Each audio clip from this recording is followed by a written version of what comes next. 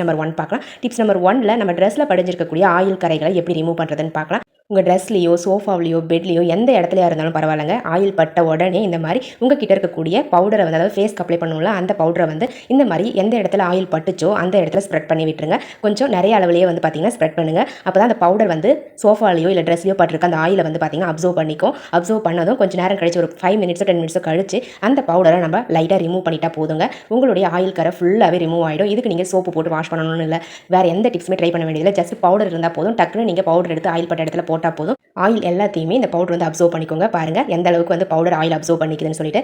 இப்போ நம்ம அந்த பவுடரை ஒரு 10 நிமிஷம் கழிச்சு ரிமூவ் பண்ணியாச்சு. ரிமூவ் பண்ண பிறகு ஒரு ஈர துணியை எடுத்து அந்த இடத்துல வந்து நல்லா ரப் பண்ணி எடுத்துக்கோங்க. அவ்வளோதாங்க, வேறு எதுவுமே செய்ய வேண்டியதில்லை. ஆயில் வந்து கிளாத்தில் பட்டாலும் சரி, இல்லை உங்களுடைய சோஃபாவில் பட்டாலும் சரி, இல்லை பெட்டில் பட்டாலும் சரிங்க. இந்த டிப்ஸை உடனே ட்ரை பண்ணி பாருங்கள். ரிசல்ட் வந்து சூப்பராக இருக்கும். ஃபுல்லாகவே ஆயில் கரை ரிமூவ் ஆகிடுங்க. பாருங்கள் எந்த அளவுக்கு கிளியராக ரிமூவ் ஆயிருக்குன்னு சொல்லிட்டு. இது ட்ரை ஆன பிறகும் உங்களுக்கு சூப்பராக இருக்கும்.